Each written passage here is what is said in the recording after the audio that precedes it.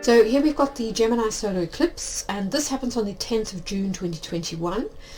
So this is interesting for a number of reasons. First of all, it's going to start a new 6-month cycle that will take us to November, December, when we have our next set of eclipses. So this one's interesting for a number of reasons, but in relation to markets, what's significant about this in particular is that it occurs very close to the second square of Saturn and Uranus. So Saturn, the planet that is still in the sign of crypto, Aquarius, will be approaching a square to Uranus, which is the sign that rules technology. It's the planet that rules technology, rather. Now what's interesting is that the first time they made their square was mid-February, and of course we had that huge correction on the Nasdaq. So definitely a correlation here between the Saturn-Uranus squares, which are going to be happening again in December. So again, around about the next eclipse season. So I do think that this is going to be very significant for markets and for market psychology, particularly for Bitcoin. Generally speaking, Saturn is very constrictive. It tends to be about the conventional, about, if you think about institutions and how conservative they are traditionally, how they want to cover themselves when it comes to regulation, they don't want to be seen to be sort of stepping outside of anything that's too radical, don't want to spook their investors. So you've got that kind of constricting, somewhat more like requiring structure.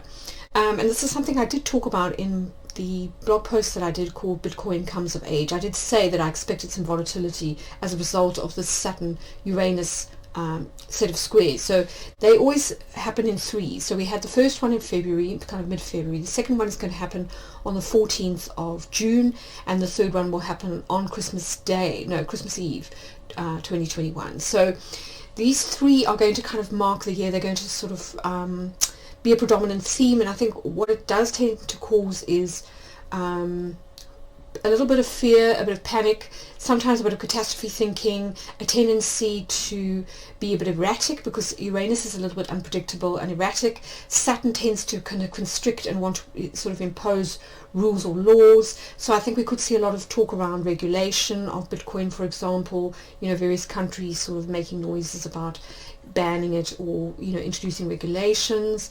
On the other hand, you're going to get the crypto community, which I think is going to be represented by that Uranus in Taurus, which is going to want the crypto market to remain organic and for it to be a sort of a much more free and organic community that's been sort of developing around crypto since the inception of Bitcoin in when was it, 2009.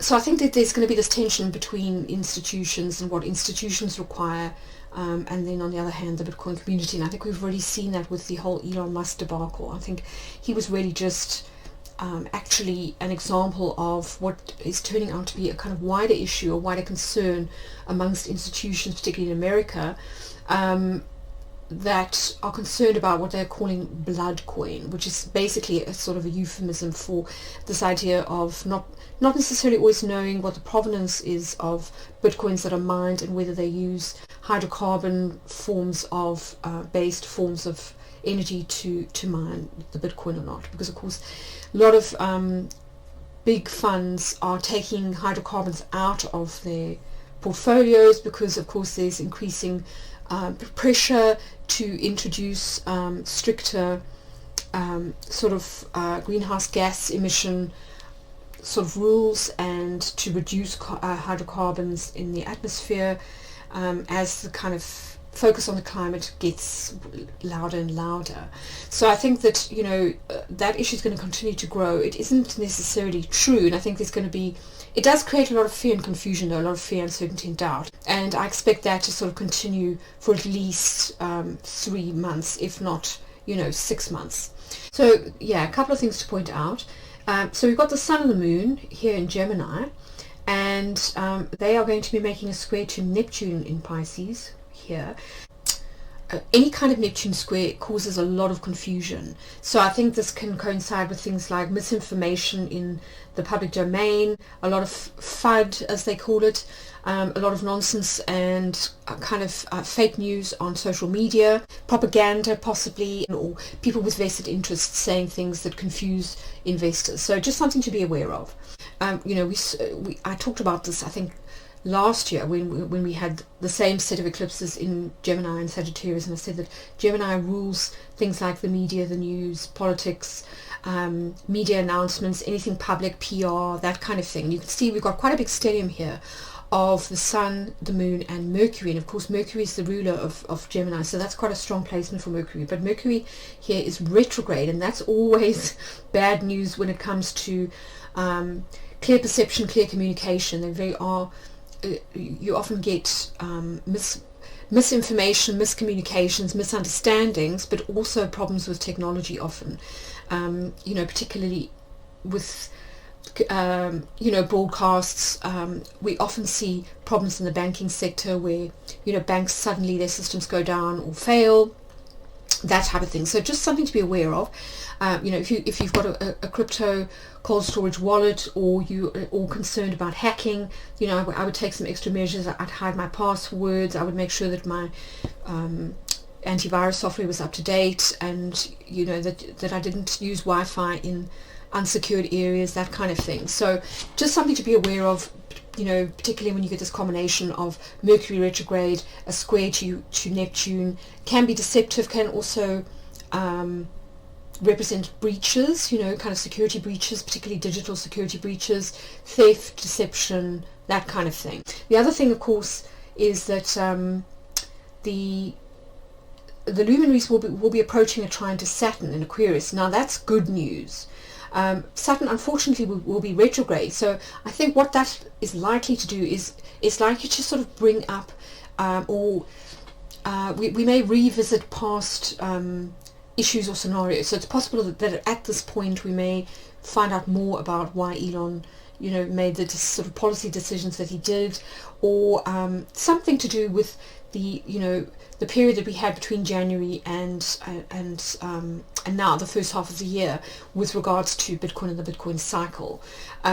We could also hear maybe some positive news coming out of institutions or governments, possibly re-endorsing Bitcoin. For example, India is rethinking its policy on Bitcoin after kind of banning it. They're now saying that the committee who initially did their investigation had old information, so they are revisiting this issue. So we could possibly see some reversals of policy decisions on Bitcoin that could be quite positive, actually.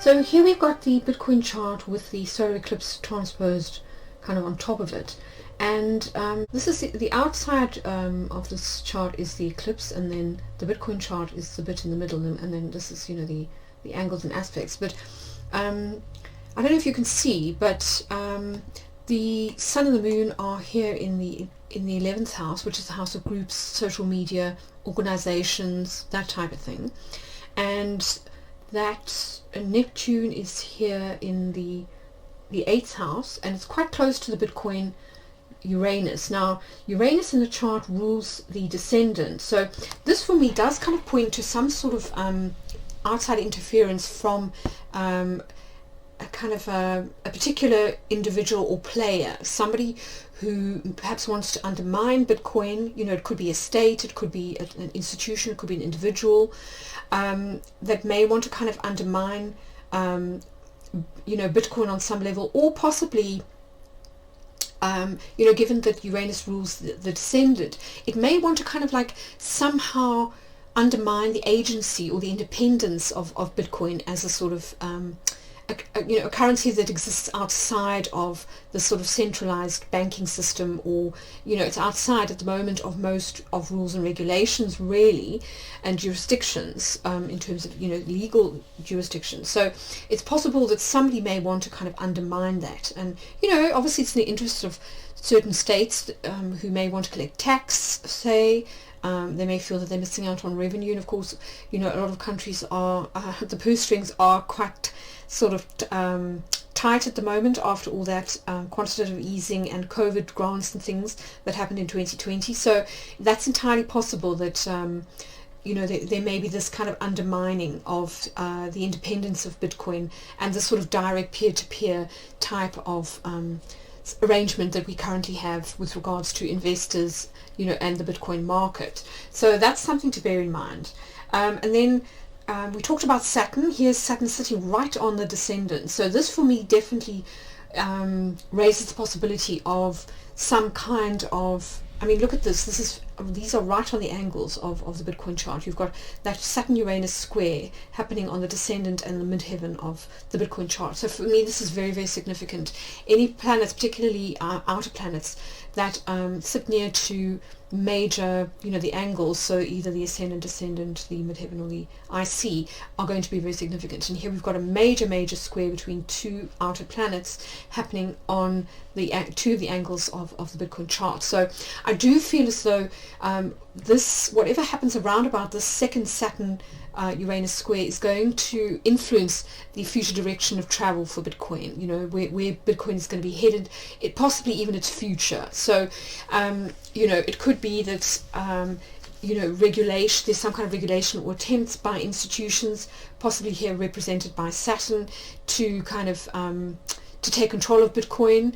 There may also be it may also face stiff competition from other platforms or other currencies, other cryptocurrencies like Ethereum.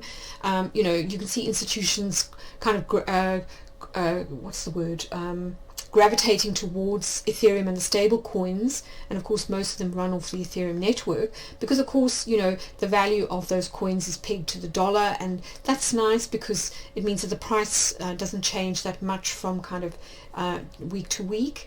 And so we could see possibly Bitcoin being undermined a little bit as a result of that. But as I say, I do think that whatever happens, this is definitely going to affect the future of Bitcoin. You can see Saturn is sitting right on the north node of the Bitcoin chart, and that is usually a kind of a destiny type of a fated event, or sort of a fated action, usually by some kind of large parental organization, state, law, structure, that kind of thing. Or it could be that Bitcoin security gets increased, but generally speaking, though, a square is quite negative. It introduces tension, it introduces volatility. So I do think that whatever happens kind of around about this time is going to be very, very significant. So those are my main thoughts about Bitcoin.